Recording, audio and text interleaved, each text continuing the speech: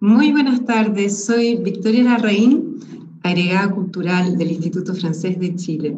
Junto con el Centro Cultural Las Condes y el Instituto Francés, les damos la bienvenida a este encuentro, el dibujo como manera de viajar. Es una conversación entre el dibujante francés Serge Bloch, bienvenido Serge, y el periodista y escritor Claudio Aguilera. Bienvenido, Claudio. Serge Bloch ha concebido la muestra en realidad aumentada Mr. Chip, que se exhibe a partir de hoy y hasta el 31 de diciembre en el Centro Cívico Las Condes y en el Instituto Francés de Chile.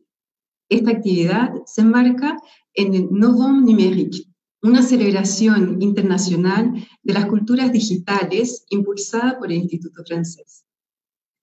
El encuentro que nos une hoy se desarrollará en 3 partes. Serge ha preparado un video donde cuenta su recorrido y su trabajo, especialmente Mr. Chip. Serge y Claudio conversarán luego del proceso creativo, en torno a la exposición y mucho más que eso. Y luego dejaremos un espacio para preguntas de chat. Los dejo entonces con nuestros invitados y, antes que eso, el video de Serge. Gracias.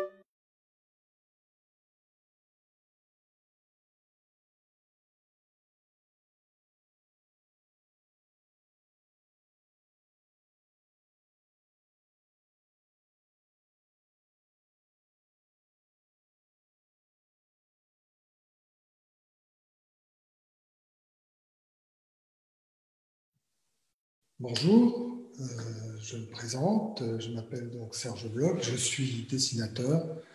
En fait, ça fait bientôt 40 ans que je me lève tous les matins presque et que je me mets devant ma table à dessin. Vous voyez mon atelier. En fait, c'est un atelier que j'utilise en ce moment puisque je suis dans le sud de la France, dans ma maison.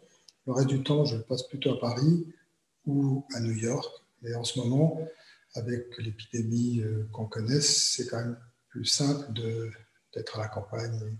On a la liberté de pouvoir se promener. Bon, alors, je vais donc vous raconter un tout petit peu ma vie et puis je vais surtout vous montrer des images parce que c'est quand même mon métier d'en fabriquer. Donc, je suis né il y a une 60aine d'années en Alsace, c'est-à-dire en France, donc à la limite, la frontière entre la France et l'Allemagne. J'ai fait des études de dessin et j'ai commencé à travailler à la fin des années 70, au début des années 80.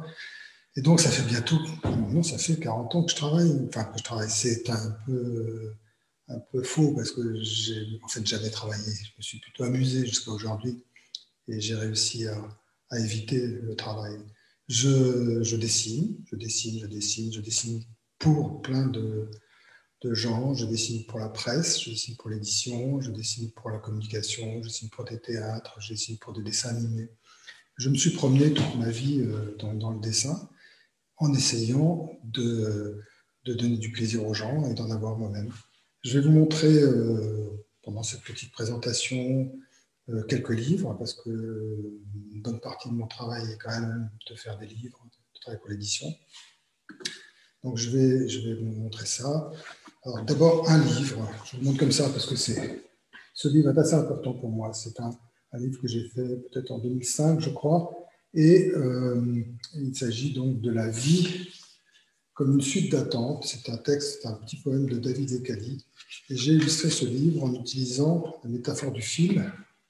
J'ai fait des photos d'un fil rouge et j'ai dessiné autour un petit bonhomme qui vit avec ce fil. Et là, c'est j'attends grandir, j'attends l'amour, j'attends la fin qui ne pleuve plus. J'attends l'amour, n'est-ce pas? Vous voyez? Et en fait, ce livre a eu beaucoup de succès. Il est traduit en espagnol, je pense. Il est traduit dans pas mal de langues. Et il est important pour moi parce que c'est probablement un des premiers livres que j'ai fait vraiment comme je l'entendais. Ce n'est que des petites photos de ce fil rouge. La métaphore du fil est un classique dans beaucoup de mythologies, d'ailleurs aussi bien grecque que asiatique. Je ne sais pas si en Amérique du Sud, il y a des mythologies autour du fil, mais en tout cas en Europe, dans la mythologie grecque, la vie, le fil de la vie, est un mythe important. Mon deuxième livre, ça va être un petit peu décousu parce qu'il faut faire ça virtuellement, on ne peut pas se voir. Normalement, j'avais prévu de venir au Chili, mais ce n'est pas possible en ce moment. Donc, ce livre est important pour moi aussi. Il est un peu dans la même lignée que celui qu'on a vu avant. C'est l'édition anglaise, mais il est édité en France, il est édité, je crois, dans pas mal de langues aussi. C'est l'histoire, le bonheur de vivre en dessinant. Et je vais vous montrer ça comme ça. C'est donc la grande histoire d'un petit trait. Look attention of a little line. Et ça commence comme ça. Un petit bonhomme qui trouve un petit bout de fil en se promenant au bord du chemin. Il le met dans sa main. C'est là qu'il trouve le petit bout de fil. Il le met dans sa main. Vous voyez, c'est un dessin. Mon dessin est très simple. J'essaie tout au long de mon travail de donner le sens de l'émotion en jouant avec une simplicité qui m'a permis de travailler d'ailleurs dans pas mal de pays. Ça, c'est ce livre est assez important aussi pour moi. Il est fait avec le même auteur que Le Fil Rouge, c'est David Ecali. C'est un livre sur la paix, et je pense qu'en ce moment on en a besoin, parce qu'on a entre autres quand même beaucoup de pays où beaucoup de violences sont exercées. Donc ce livre est un monologue d'un soldat, un pauvre soldat qui est au fond d'un trou et qui va... Je trouve un travail typographique dans les livres. J'aime beaucoup travailler avec des bons graphistes. Qui ont fait toute la mise en place du livre. Donc on a les deux trous. Dans chaque trou, il y a un soldat. Et ce soldat se retrouve là, tout seul, abandonné. Et là, le pauvre soldat, je vous montre. Je ne sais pas si vous voyez bien. Il est tout seul, abandonné. Il y en a un autre qui est là. Ils ne se voient jamais. Ils sont ennemis. Ils se haïssent parce qu'on leur a dit qu'il fallait se haïr. Et en fait, tout au long du livre, le soldat qui est dans son trou réalise qu'il est tout seul. Et va sortir du trou à un moment. Déjà, bien sûr, dans le livre, il a froid, il pleut. Il décide de sortir de son trou pour aller voir comment ça se passait chez les autres. Et en fait, il va découvrir que l'autre est comme lui, que ce n'est pas un monstre. Ça, c'est par contre un de mes derniers livres. C'est un livre de poésie.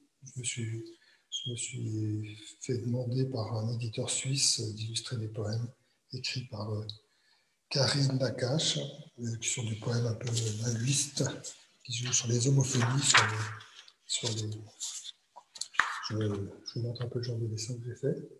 Ce sont toujours des dessins assez énergiques, assez enlevés. J'ai beaucoup de plaisir à faire ça et j'espère que j'en donne un peu à celui qui tourne les pages des livres après.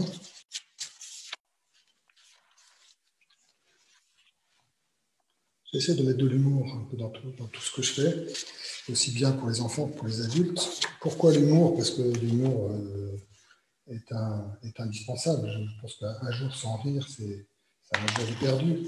L'humour, ça a beaucoup de vertus. Ça rend libre, ça rend la vie plus facile, ça permet de parler des choses lourdes avec légèreté, des choses légères avec lourdeur. Voilà, c'est un mode de vie, c'est une philosophie. C'est important. C'est très important de faire sourire au moins un peu les gens. Moi, j'ai par exemple, de mes dernières expos, j'ai réussi à faire juste avant qu'on ne puisse plus trop en faire à cause de l'épidémie, c'était les boîtes à rire. C'était une grande installation à Paris autour de l'humour, avec toute une bande de camarades qui vont travailler avec moi sur ce sujet. Voilà, maintenant, je vais vous montrer encore un livre. C'est un livre un poème de Maurice Vian illustré. Si les poètes étaient moins bêtes. Ça, quand même.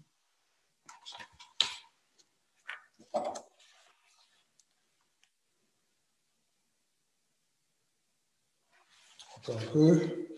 Et là, c'est encore un poème, donc c'est d'une grande liberté. Je peux me permettre de m'amuser avec toutes sortes de registres. Voilà, un enterrement de poète. Là, quand on les oublie.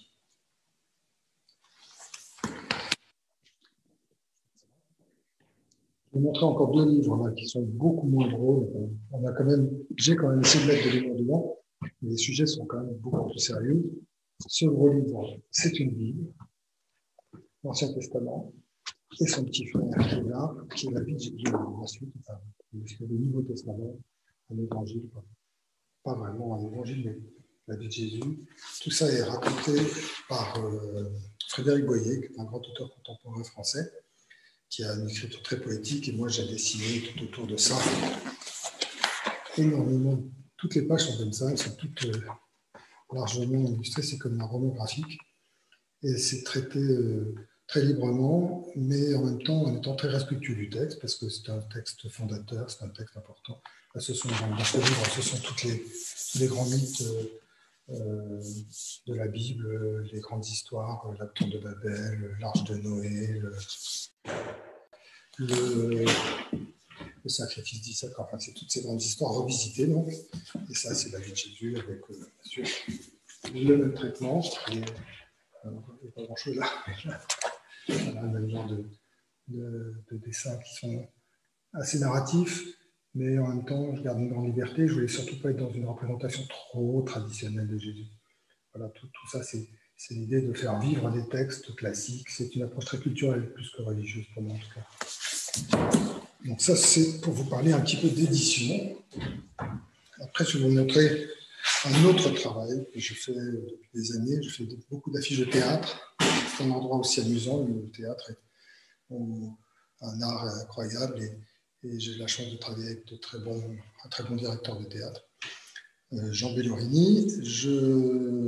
Donc, c'est ce théâtre qui s'appelle le Théâtre National Populaire. Je vous montre le programme de l'année. Malheureusement, c'est une année un peu bousculée et je fais une trentaine d'affiches, à peu près une quarantaine d'affiches qui sont toutes à ce moment-là.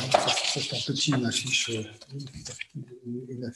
Ce qui est intéressant pour moi dans cet exercice, c'est de mettre de l'art dans la rue, de pouvoir autoriser de mettre des émotions artistiques dans la rue. Donc, avec Jean, c'était notre envie. Et on a des choses comme ça qui sont sur les murs des villes. Et c'est un grand bonheur de faire ça. Je vais vous montrer encore une ou deux. Par exemple, c'est chouette ici. Bon, c'est un travail, bien sûr, pour adultes. Et dans la même lignée, je vais vous montrer, je vais faire un partage d'écran. Une grande partie de mon activité est de faire de la presse. Donc, ça, c'est un petit jeu de mots entre travailler sur la ligne et le dessin. Le dessin, c'est un travail sur la ligne. Tout mon travail, c'est de faire du trait, de la ligne, de raconter le dessin comme une écriture, le dessin comme un langage. J'essaie de parler aux gens. Je suis un homme de communication, je pense, fondamentalement. Je ne sais pas pourquoi, mais en tout cas, c'est ça. J'ai un plaisir à raconter ou à raconter mes histoires ou à raconter les histoires que certains auteurs me confient. Alors ça, c'est un travail que j'ai fait en Allemagne, à la demande d'un journal allemand qui s'appelle Süddeutsche Zeitung Magazine, qui est un grand quotidien allemand, le supplément du quotidien. Et on a passé 2 jours à se promener dans tout Munich et à dessiner dans des showrooms, dans des baignoires. Tout est dessiné sur place, peint sur les murs et photographié. C'était une bonne partie de plaisir. Là, le sujet, c'était les baignoires. Et en fait, ces baignoires, c'est mis en scène, par exemple, la sirène dans la continue. Alors là, c'est une plaque de couverture et des sujets pour la presse américaine. J'ai travaillé beaucoup aux États-Unis, je travaille beaucoup en Allemagne, je travaille pas mal au Japon. Mon dessin étant assez simple et expressif, il m'a permis de traverser les frontières. Alors, la question de l'humour, par contre, est un peu compliquée. Des fois, quand on passe d'un pays à l'autre, ce qui fait rire quelque part ne peut pas obligatoirement rire ailleurs. Voilà, ça c'est un sujet toujours pour mes camarades de ce journal allemand. C'est un stylisme des fauteuils et de chaises, et c'est traité avec fantaisie. C'était un sujet pour un petit magazine au moment de la crise. Est-ce que l'argent qu'on allait prêter aux banques allait nous être retourné? Des couvertures de quotidiens aux États-Unis, le Boston Globe. Ce sujet, c'était sur la différence, les drogues, les médicaments qui ciblaient le sexe, parce que la perception de la douleur serait différente selon qu'on est un homme ou une femme. Des études qui sont faites, encore en fait, vous voyez, je passe d'un sujet sérieux à un sujet moins sérieux. Ça, c'était un site internet. Je m'étais amusé à complètement l'animer en pliant des petits bouts de papier et en dessinant autour. C'était des dessins sur malheureusement les tueries aux États-Unis, qu'on peut élever les enfants avec leur faisant péter des armes à feu, bien que l'école est une cible. Des dessins d'humour. Les dessins d'humour dans des journaux, c'était pour un journal, un quotidien en France. Je faisais toutes les semaines une petite chronique. Et là, par exemple, messieurs, l'heure est grave, soyons unis, taisons nos querelles, nous devons choisir, ragoût ou côté. C'est un peu la manière dont on a le choix entre se faire manger d'une manière ou d'une autre. Voilà, un dessin, un collage. J'ai fait beaucoup de collages, j'aime beaucoup mélanger le trait et des éléments graphiques qui peuvent répondre et faire résonner le trait, qui donnent un peu de... Comme si c'était deux histoires qui se rencontraient, l'histoire de ces vieux dessins ou de dessins que j'ai trouvés, ou de morceaux de papier que j'ai trouvés à droite à gauche, et de mon trait. De la presse, je ne sais plus ce que c'était, dans le New York Times. Un sujet un peu osé, n'est-ce pas? C'était la longueur du pénis, paraît-il qu'il y avait, surtout chez les sportifs, c'est un journal sportif qui traitait du sujet. Un cœur de pommes de terre, c'est un peu plus romantique, même s'il est un petit peu en train de germer. Une couverture encore là. Et un travail de presse que j'ai fait tout au long de ces années. J'aime beaucoup le dessin de presse, j'aime beaucoup travailler sur du papier journal. Je trouve que c'est un support qui est très chaleureux, le papier journal. Bon, j'aime beaucoup aussi les supports digitaux, Internet et tout, qui nous permettent alors par contre de faire du dessin de presse animé. Voilà. Voilà. Voilà. Voilà. Voilà. Et là, ce sont des affiches de théâtre, pour le théâtre, donc, pour montrer le travail d'identité visuelle qu'on peut faire. Ce qui est intéressant là-dedans, c'est d'essayer de jouer qu'avec massivement le rouge et le noir, et puis très peu avec une toute petite couleur en plus par moment. La communication pour une maison d'édition en France. Et là, j'ai bien le collage entre la photo et le dessin. Je sais pas, mais ça a été un de mes grands outils, ce mélange photo-dessin. L'apparition de la photo digitale a été une grande source d'inspiration pour beaucoup de gens parce que avant, pour mélanger de la photo et du dessin, il fallait bien sûr aller chez un photographe dans un studio, prendre des photos, faire du montage, c'était très très compliqué. Mais après, hop, un appareil photo digital, on peut rentrer des images mobiles, on peut les retravailler. C'était un moment de libération pour les dessinateurs comme moi. Et j'en ai bien profité, je peux vous dire. Enfin, c'est un bouquin d'études de Steve Martin. C'est un bouquin très drôle, très américain. Je n'ai pas tout compris parce que certains tweets, l'humour de Steve Martin n'est pas toujours facile. Mais je me suis expliqué. Voilà, des étiquettes de textile, une affiche pour accueillir les gens à l'aéroport, de la vaisselle. J'ai fait aussi de la céramique. J'ai fait pas mal de dessins sur des objets aussi. Des timbres. Ça, c'est à l'opposé de l'affiche. L'affiche est peut-être le plus grand dessin qu'on peut publier et le timbre le plus petit. En fait, ça fonctionne de la même manière. Il faut la même efficacité pour faire un timbre que pour faire une affiche. Voilà, c'est un travail pour petits bateaux. J'ai fait beaucoup de communication visuelle pour eux. la Fédération des droits de l'homme, avec qui j'ai beaucoup travaillé sur les droits de l'homme. Justement, ça c'était à droite, vous avez une affiche qui était pour les Jeux de Sochi, pour dire que là, on jouait, c'était des jeux, mais on ne devait pas jouer avec les droits de l'homme. Une invitation pour une soirée organisée par eux, des portraits, voilà, toujours mon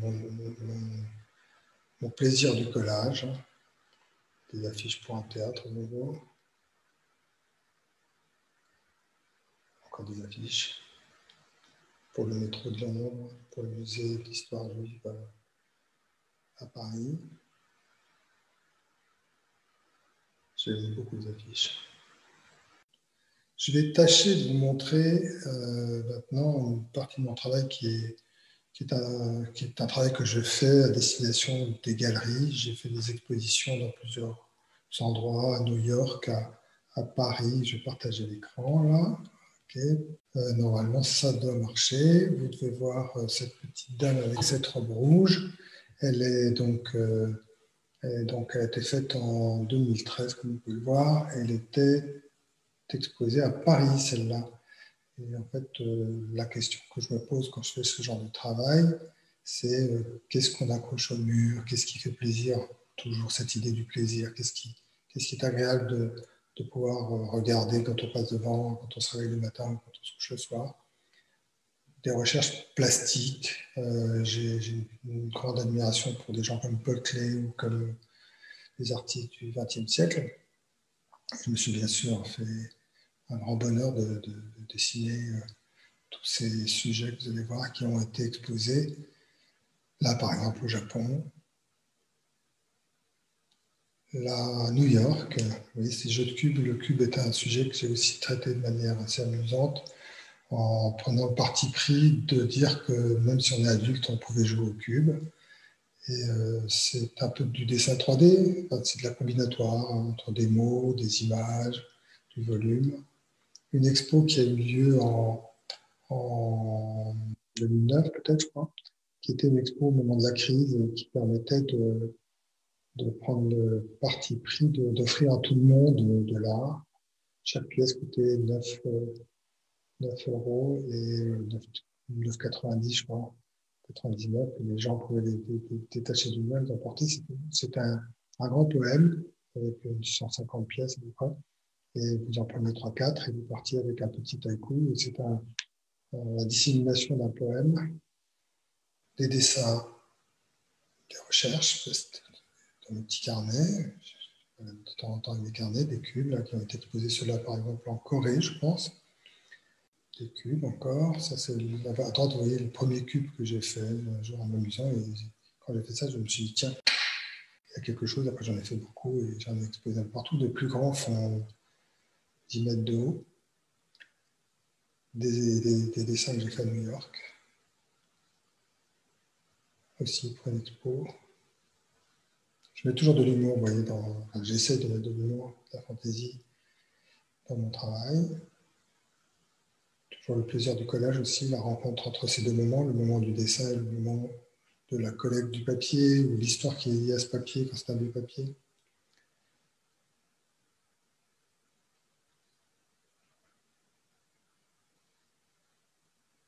Cube, 14, mon petit magasin à New York. Je vais juste encore ajouter 2-3 mots avant qu'on puisse discuter en live. L'exercice, bien sûr, de la vidéoconférence n'est pas si simple. Je ne suis pas le roi de la technique. J'ai essayé surtout de vous expliquer un peu comment je vivais le dessin et où je me situais. J'ai beaucoup de mal à le faire, je sais, parce que j'ai passé beaucoup de temps à toutes sortes de choses, à dessiner aussi bien donc sur des timbres que sur les murs. J'ai fait des muraux, j'ai fait des installations, j'ai fait de l'illustration pour la jeunesse, j'ai fait de l'illustration pour adultes, de la presse, etc.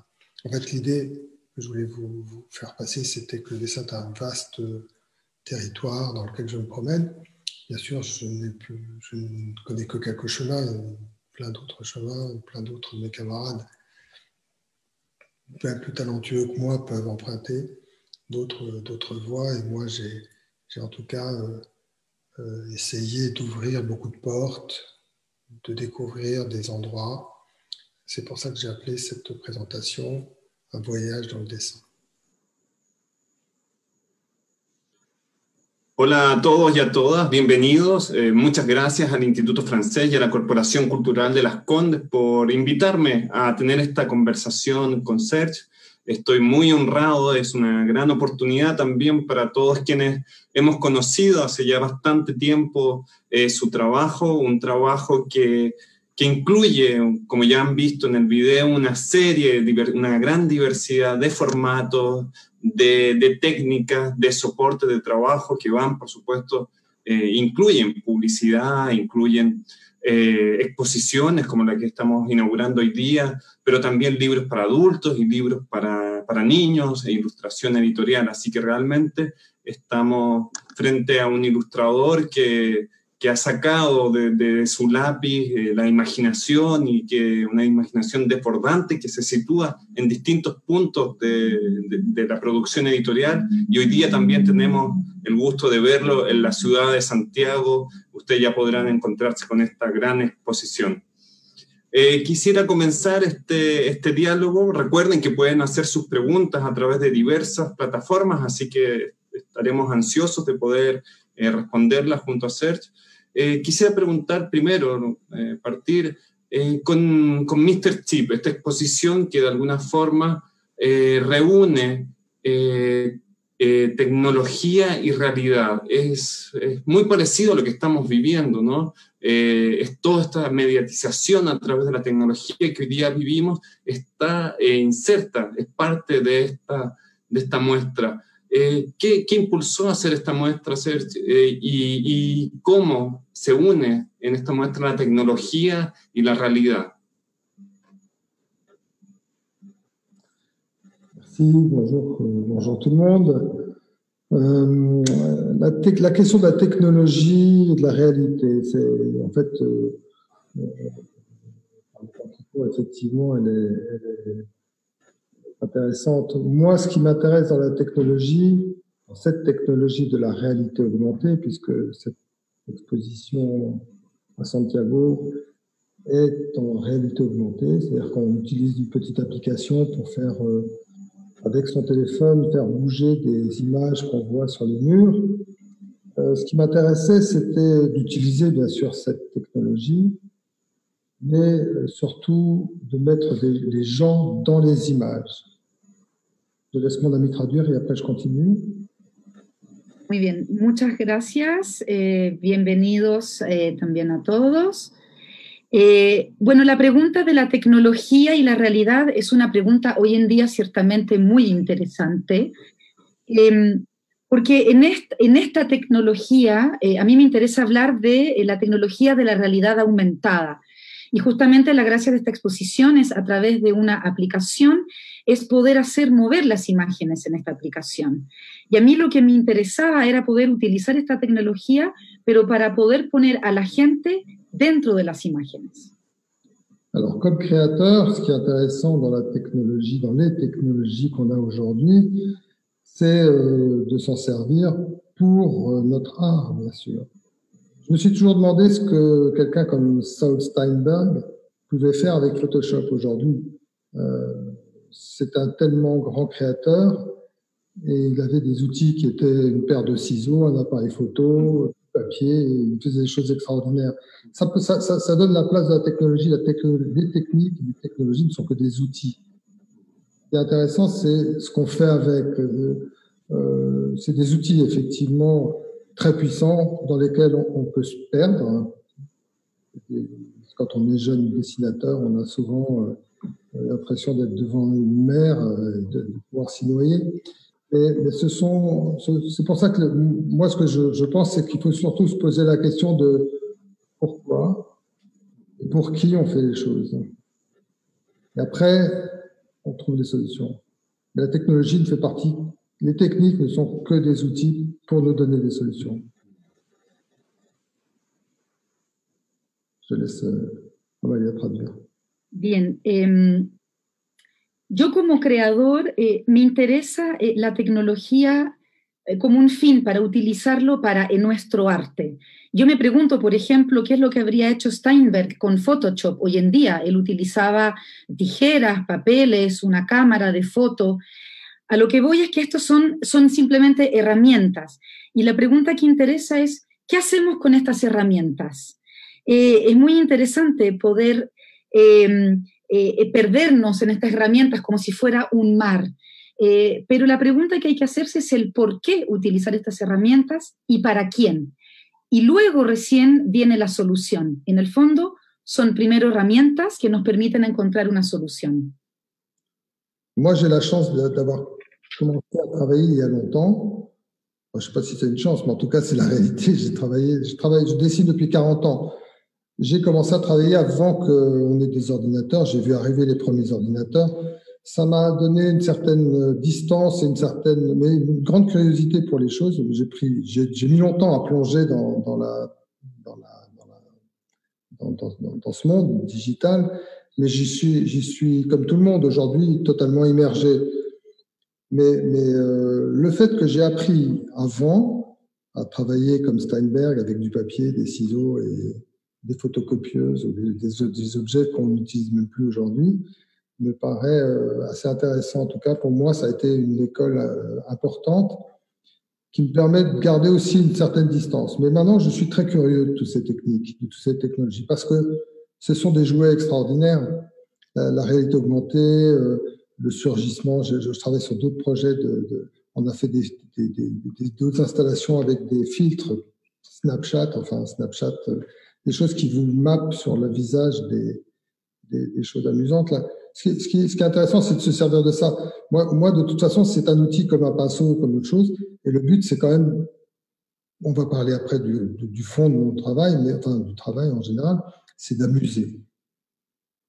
Pas que amuser, mais amuser, parce qu'amuser, c'est noble, amuser, donner du plaisir et amuser les gens, c'est très important. C'est très sérieux. Bueno, yo tengo la suerte, si se puede decir que es una suerte, en todo caso fue lo que me tocó, que yo trabajo desde hace muchos años, hace 40 años que yo dibujo. Y eso significa que yo empecé a dibujar antes de la llegada de los computadores. Y eso también me ha permitido tomar una cierta distancia y una cierta curiosidad. Yo me demoré mucho tiempo en entrar, en compenetrarme con este mundo de la tecnología, pero lo hice como todo el mundo. Pero eso me dio la oportunidad de aprender cómo se hacía antes, con un par de tijeras, con una fotocopiadora, con papel, con cámaras. Y esa fue una escuela muy importante para mí. Y eso me ha permitido ir guardando mis distancias. Sin embargo, este mundo de la tecnología y de la realidad aumentada es sumamente interesante. He trabajado además sobre otros proyectos tecnológicos que incluyen otras aplicaciones como Snapchat, que utiliza filtros, y es muy interesante de utilizarlos como una herramienta. Aquí ya tendremos tiempo de profundizar en mi trabajo, pero aquí lo importante es de divertir a la gente. Y este divertimiento es algo noble y al mismo tiempo es algo serio. En ese sentido, me parece que uno de los puntos fuertes de tu trabajo, una relación fuerte, tiene que ver con el humor, ¿no? Con esta idea de divertirse, pero con el humor, con sacar una sonrisa en medio del transcurso, de la cotidianidad, con útiles y de una forma tan sencilla, también con un humor muy clásico, con materiales también muy sencillos. Háblanos de tu relación con el humor. ¿Por qué es importante también sacar esas sonrisas hoy? Ça, c'est un sujet que j'aime beaucoup. L'humour, c'est quelque chose que je ne sais pas pourquoi je suis tombé dedans. Depuis que je dessine, j'ai l'impression que mes petits personnages essayent d'être drôles, en tout cas très expressifs. Que j'ai justement fait toute l'exposition dont est issu Monsieur Chip sur le sujet de l'humour. L'idée, c'était d'accueillir des gens de tout âge, des petits, des grands, des enfants, des adultes, et de les mettre dans des situations humoristiques. Comment dire, pourquoi? Parce que j'avais fait des expositions plus sérieuses sur la Bible ou sur des sujets très littéraires. Et après ça, je suis allé voir mes amis avec qui je travaille dans des centres culturels comme le 104, et je leur ai dit, je voudrais faire une exposition sur l'humour. Ils m'ont dit, vas-y, c'est chouette, c'est une bonne idée. Mais après, une fois que tu as dit ça, tu es bien embêté. Parce que c'est un sujet tellement énorme qu'il faut trouver une manière de le traiter, bien sûr. Donc j'ai traité ça comme Monsieur Chip ou comme d'autres installations vidéo. Mais en tout cas, ce que je voulais, c'était travailler avec toute une équipe d'auteurs. Certains sont des vrais comiques, des acteurs, d'autres des vrais poètes. Parce que l'humour, ça va de la poésie à la farce, ça va de la grosse rigolade à des choses très spirituelles, ça va du jeu de mots à des choses qui peuvent être même très, très, très grossières, mais il y a un grand moment de liberté dans l'humour. Ce qui est intéressant dans l'humour, c'est la liberté, et ça permet, si tu veux, de dire des choses légères de manière très sérieuse, ou des choses très sérieuses et même tristes de manière très drôle. C'est cette espèce de manière de prendre le monde avec une certaine distance et une certaine légèreté, alors qu'il ne l'est pas. On sait bien que le monde est terrible et que la vie n'est pas... Mais c'est quelque chose qui te rend léger et libre. L'humour, je pense que c'est important pour les adultes et pour les enfants, ça m'intéresse. Ça m'a intéressé même pour les tout petits, parce que l'humour pour les tout petits, c'est assez compliqué. On en parlera si tu veux, mais en tout cas, Monsieur Chip fait partie de cette exposition qui était autour de l'humour. L'humour, c'est vraiment quelque chose qui me tient à cœur. J'étais trop long, je suis désolé. Pas de souci. Bueno, el tema del humor es un tema que me importa mucho. Yo caí en este mundo desde siempre, desde que yo dibujo. Y he logrado ir creando este personaje que es un personaje divertido, un personaje expresivo, y es así como llegué a esta exposición sobre Mr. Chip, donde el tema central de la exposición es el humor. Esta es una exposición que está pensada para todas las edades, para grandes, para chicos, y para poner situaciones humorísticas. Ahora, ¿por qué? ¿Por qué quise hacer esto? Yo llevaba un tiempo haciendo temas que eran más serios, había trabajado con literatura, había trabajado incluso con la Biblia, y tenía ganas de volver un poco al mundo del humor. Me acerqué al Centro Cultural El 104 en Francia y les dije, bueno, quiero hacer una exposición sobre el humor. Y me dijeron, bueno, es una muy buena idea, hagámosla. Pero luego viene la pregunta de, bueno, ¿cómo se hace? Porque es muy complejo. ¿Cómo se aborda el humor? Porque es un mundo, es muy amplio. Y es así como empecé a trabajar con un equipo de autores muy amplios. Trabajé en esta exposición con actores, con poetas, porque el humor es eso también. El humor está cruzado por la poesía, está cruzado por la farsa, está cruzado por lo grotesco, pero al mismo tiempo es algo muy espiritual.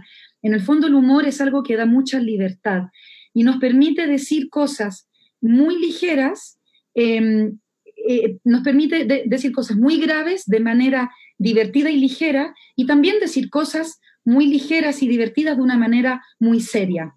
Y eso nos permite trabajar con una cierta distancia y con una cierta liviandad y libertad.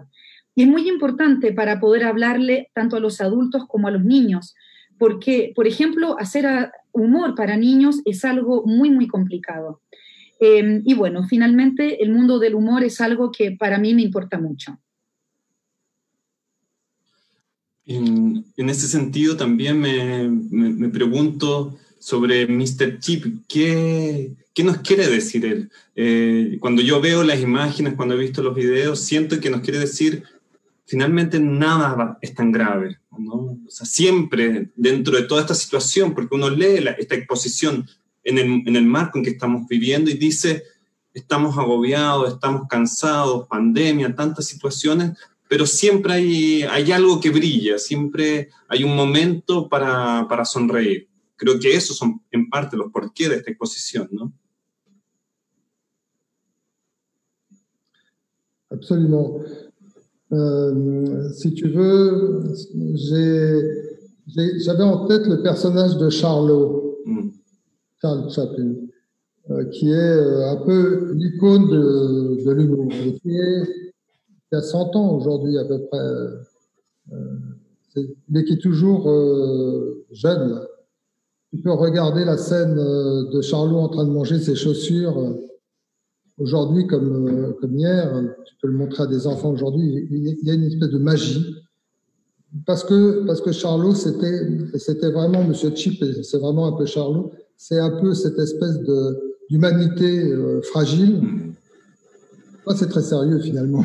Sí, totalmente. L'humanité fragile. Et j'ai travaillé avec Frédéric, mon ami Frédéric Boyer, qui est un auteur contemporain, qui m'a fait les textes. Je me suis inspiré en tout cas de ces textes pour cette exposition. Sur la chute, il m'a dit, quand je lui ai dit on va parler de l'humour, il m'a dit oui, ça m'intéresse, moi ce qui m'intéresse c'est la chute. Pourquoi on tombe et pourquoi tomber fait toujours rire et qu'est-ce que cette fragilité de la chute résonne en nous. Enfin, c'est beaucoup plus grave, tu vois, en parlant de Charlot.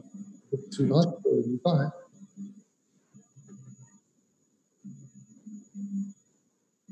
Bueno, para hacer esta exposición yo tenía muy presente la imagen de Chaplin, que es este ícono del humor que ya tiene prácticamente 100 años, y sin embargo Chaplin sigue siendo un personaje muy joven.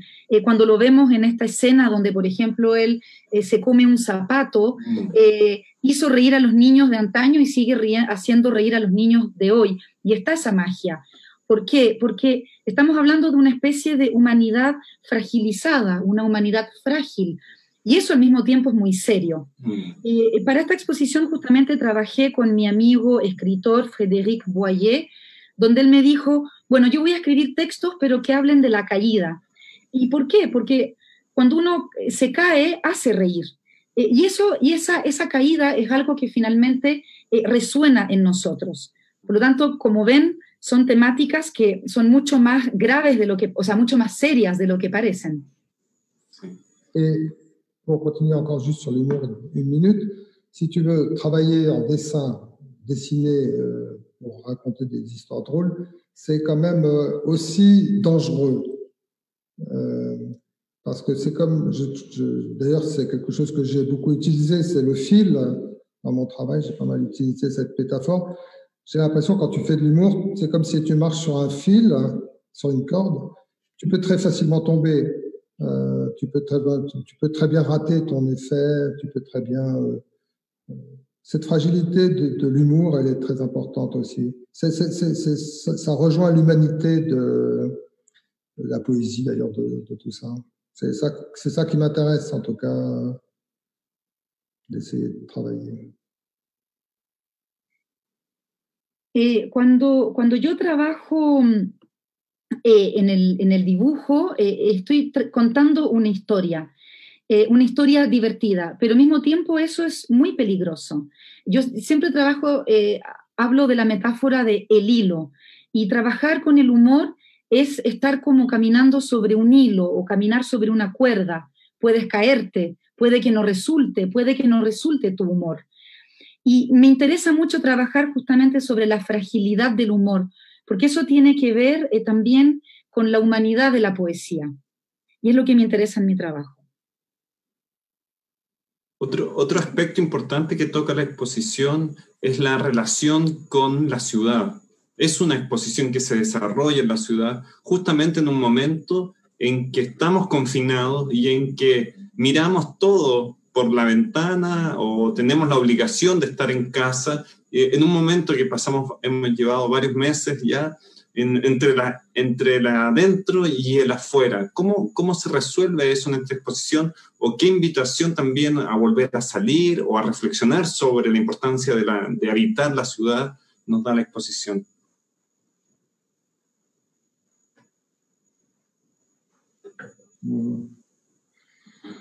Moi, ce que j'ai essayé de faire depuis que je me suis intéressé à ce genre d'exposition, parce que expositions plus classiques où tu montrais des dessins, où tu les vendais, où tu montrais ton travail.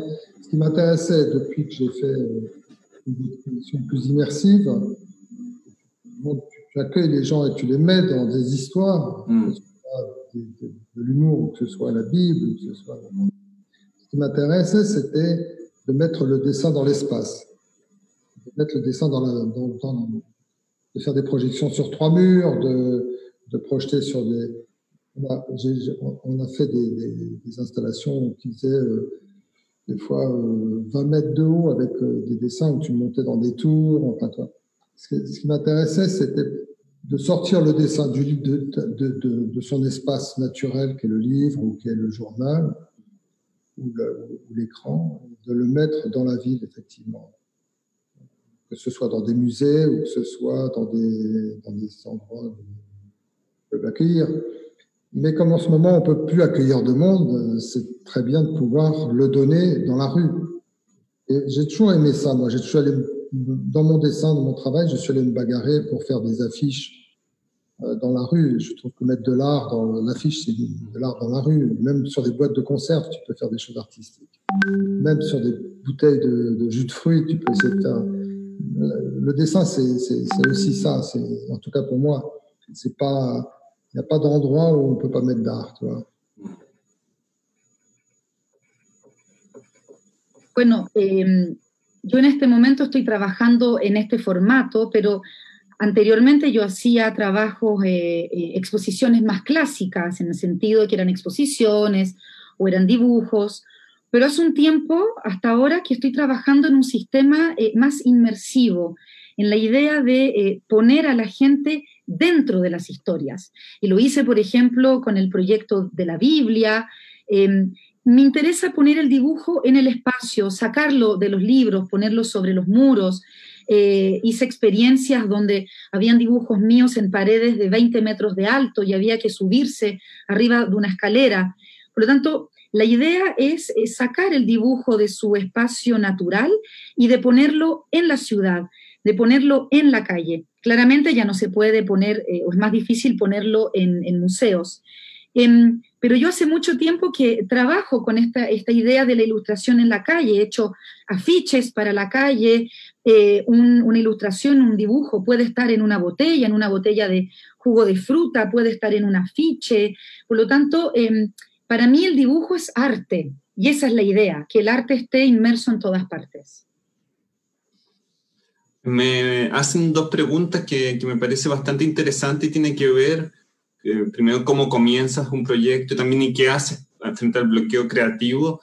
Y es también una reflexión que yo he hecho a partir de tu trabajo con esta idea de lo azaroso, de disfrutar, de encontrarse con las cosas. He visto trabajos tuyos que haces a través de piedras que te encuentras en la playa, de líneas inesperadas, de un poco de objetos ready-made, uno podría decir, como un concepto más duchampiano, el azar, el juego. Hay algo como de dejarse llevar por la línea también en tu trabajo. ¿Nos puedes contar un poco sobre eso? Il y a plusieurs questions dans ta question. Il y a beaucoup de questions même. Comment je travaille, comment je commence un projet, tout ça. En général, je commence un projet de manière assez effrayée. J'ai toujours un peu peur au départ, parce que ce qui est intéressant, c'est toujours d'essayer de prendre des risques. Bien sûr, on peut faire... Moi, je suis trop comment dirais-je, peut-être trop paranoïaque pour m'enfermer dans... Il faut de la liberté.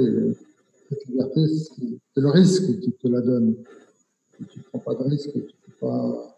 J'aime bien, justement, quand le collage,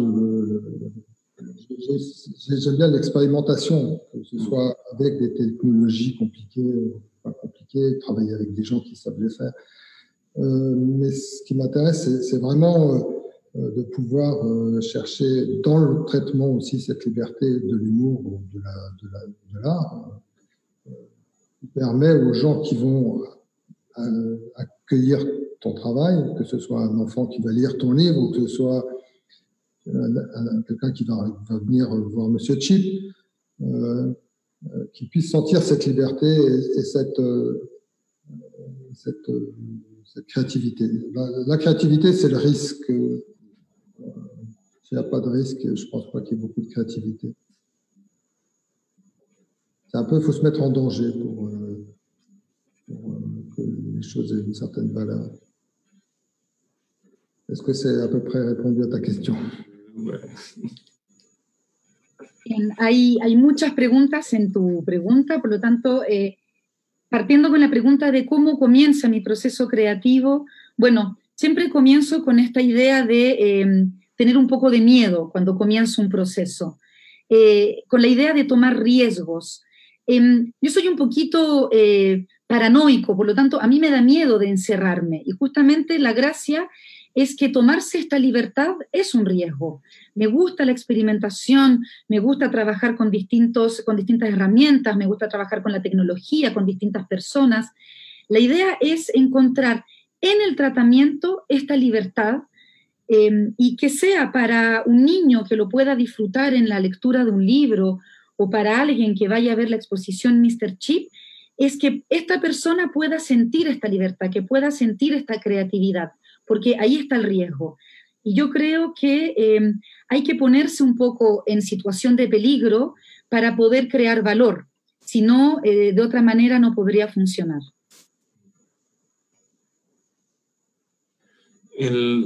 Entonces, de alguna forma, tú dices que es la experimentación, o sea, a eso iba mi pregunta, es como encontrarse con las cosas, no estar buscando, sino encontrar algo, es también dejarse llevar, o sea, finalmente así se encuentra la creatividad, ¿no? No de una forma muy planificada, sino en una apertura también al mundo, a lo que te rodea.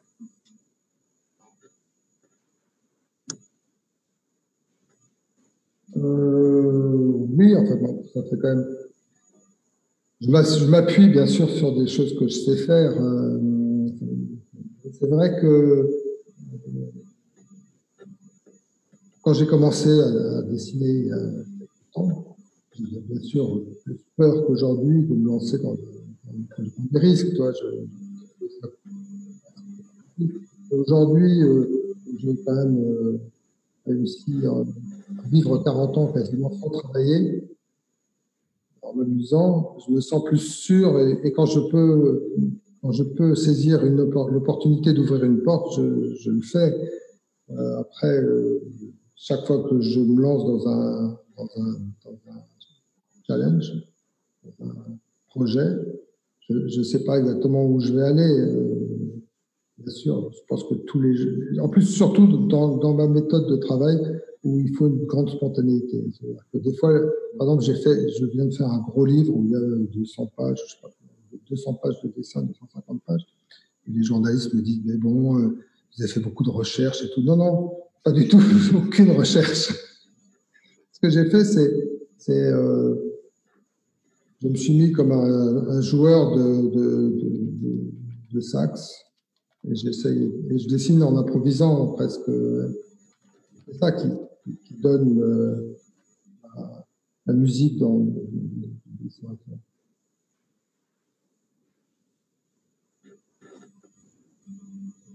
Bueno, yo me apoyo mucho también en lo que yo sé hacer.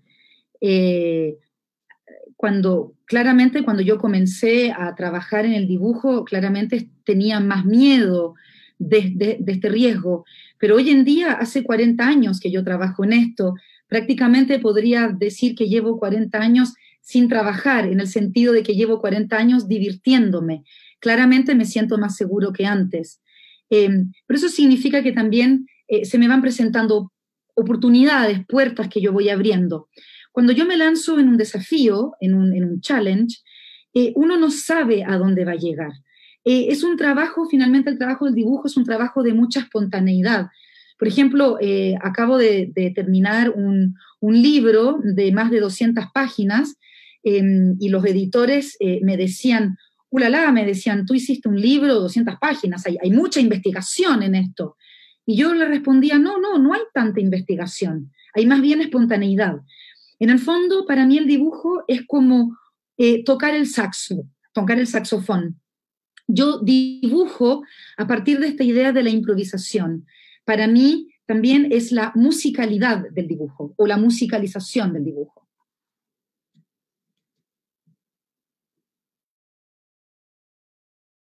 Pueden hacer sus preguntas a través de las diversas plataformas. Estamos leyendo todas sus preguntas para compartirlas con Serge. Y ya cerrando este diálogo y para darles paso a quienes nos están acompañando, me gustaría justamente comentar con Serge un poco sobre algo que es un tema recurrente entre los jóvenes ilustradores, la cuestión del estilo, que hay cierta presión por desarrollar un estilo propio, un estilo muy personal. ¿Cómo abordas tú el tema del estilo? ¿Cómo lo has abordado tú en tu propio trabajo? Bon, alors, est-ce que tu trouves que j'ai du style? ¿Encuentras que yo tengo estilo? Ben moi, je ne sais pas.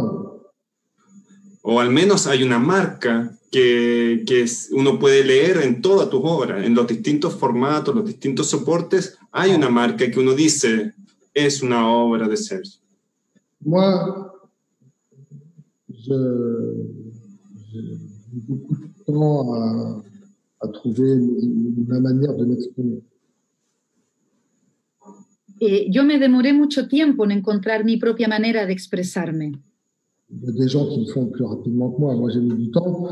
Mais j'ai surtout découvert que la question du style, elle était réglée le jour où tu ne te la posais plus.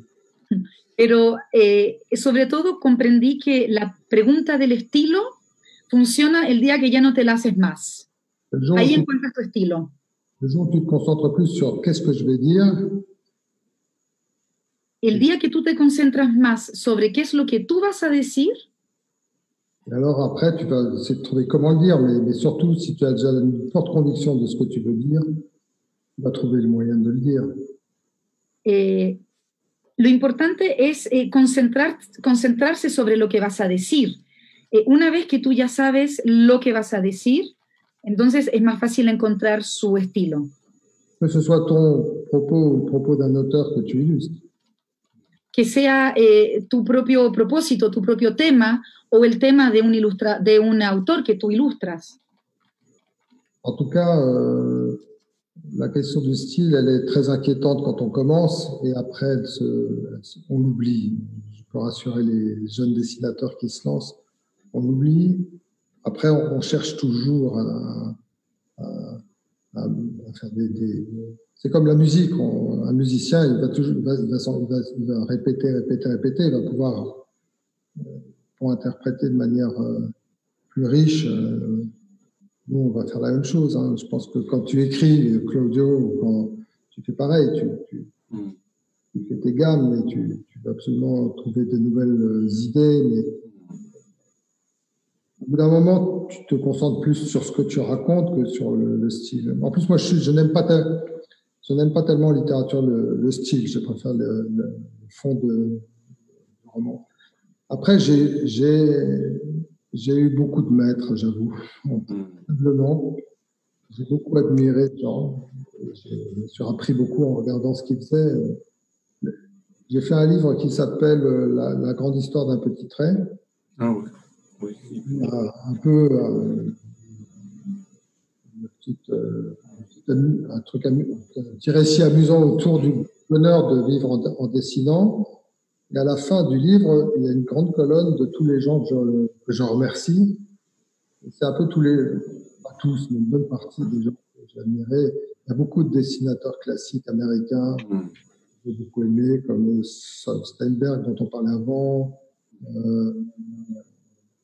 Amsteg, Bob Blackman, Ben Chan. Enfin, ça, c'est pour les Américains. Les Français, les gens comme Sampé, Heiser, les plus anciens dessinateurs. J'ai beaucoup regardé le dessin d'humour des années 50, une grande tendresse pour ça, parce qu'il y avait une certaine fraîcheur et une certaine naïveté qui aujourd'hui est peut-être plus difficile à trouver. Mais je me reconnais bien dans cette... En tout cas, pour le style, trouvez-vous des bons maîtres.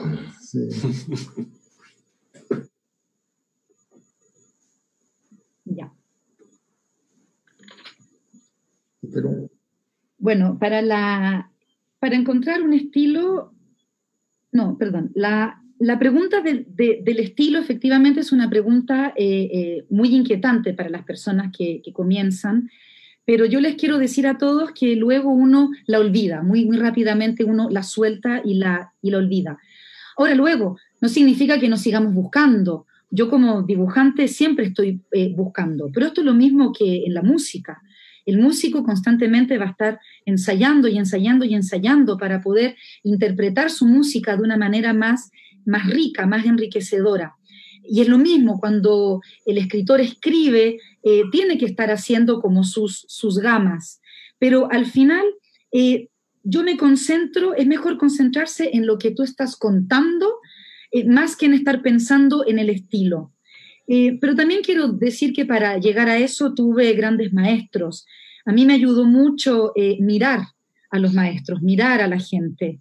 De hecho, hice un libro que se llamaba La gran historia de un pequeño trazo. Ahí, Claudio, no sé si hay otra traducción en castellano, tú me la dirás, sí. Pero la gran historia de una pequeña línea, en la cual yo hablo sobre la felicidad del dibujo, la felicidad de estar dibujando.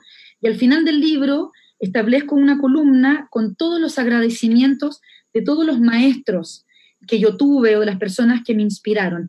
Y me inspiraron muchos maestros, sobre todo dibujantes, ilustradores clásicos americanos, como Steinberg, Stake, Blackman, o también franceses como Sampé o Reiser.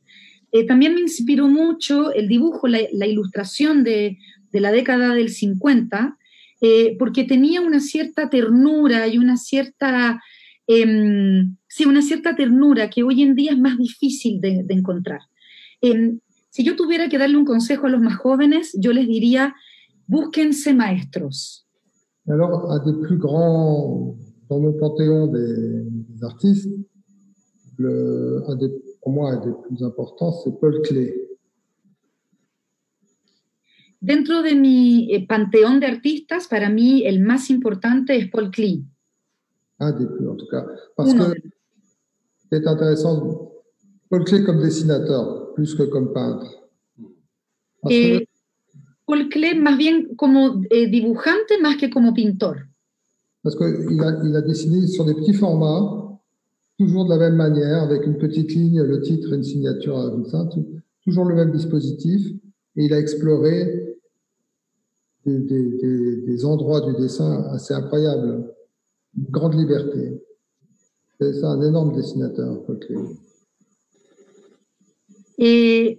Paul Klee, bueno, él dibujó mucho en base a pequeños formatos, y era siempre el mismo dispositivo. Y es impresionante cómo él, en estos mismos dispositivos, fue explorando lugares increíbles en el dibujo. Por lo tanto, yo creo que él, como dibujante, fue un gran maestro. Hay una última pregunta, porque ya tenemos que lamentablemente ir cerrando esta interesante conversación llena de ideas, llena de sugerencias. Yo creo que hay frases maravillosas que nos está dejando ser. Es, ¿qué haces frente al bloqueo? ¿Te bloqueas alguna vez? ¿Y cómo haces para salir adelante de ese lugar oscuro?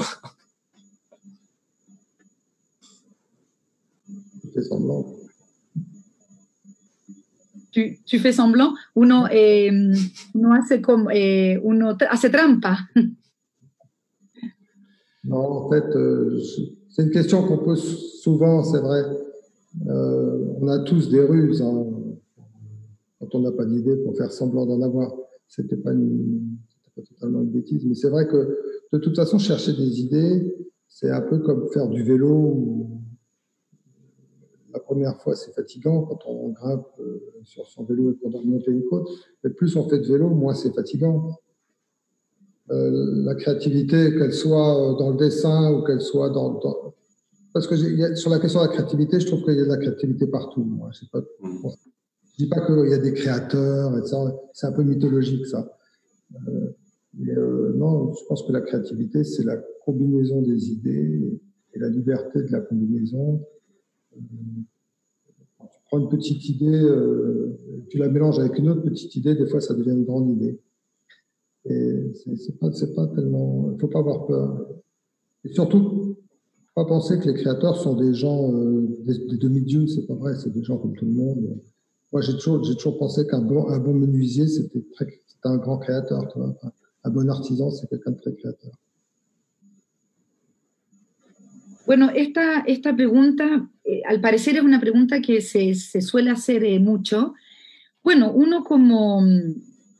yo como dibujante tengo triquiñuelas, es decir, a veces cuando hay un bloqueo, siempre hay algunas triquiñuelas que yo tengo que me permite como hacer como si estuviera teniendo una buena idea. Pero esto es como andar en bicicleta. Al principio la bicicleta cansa, uno trata de subir un cerro y se cansa, y luego uno ya no se cansa. Yo creo que hay creatividad donde sea. La creatividad está en todos lados. Esto de decir que hay creadores como si fueran como semidioses es más bien una mitología. La creatividad en el fondo es la combinación de las ideas, muchas ideas que mezcladas entre ellas generan una gran idea. Y en ese sentido no hay que tenerle miedo a la creatividad. No hay que pensar que el artista es un semidios. Todos podemos tener la capacidad de ser creadores, incluso los artesanos, por ejemplo, son creadores. Bueno, lamentablemente tenemos que cerrar la conversación. Yo quiero agradecer mucho a Serge la oportunidad de haber conversado con él desde su taller, por supuesto al Instituto Francés y a la Corporación Cultural de las Condes por darnos también esta oportunidad de dialogar, de conversar a la distancia con un gran dibujante que nos deja llenos de ideas. Esa idea de que la ilustración es una forma de llevar el arte a todas partes, me parece que tiene una fuerza y tiene una potencia hoy día que no debemos olvidar. Así que les agradezco a todos, a todas por su participación y los dejo muy invitados a ver la exposición Mr. Chip. Encuéntrenla. Los libros de Serge están en la mediateca del Instituto Francés. El enemigo ha sido publicado en español y lo encuentran en algunas librerías de Chile, así que anímense a esta aventura también de encontrarse con el arte, con la creatividad. Muchas gracias a todos y todas. Merci. Merci.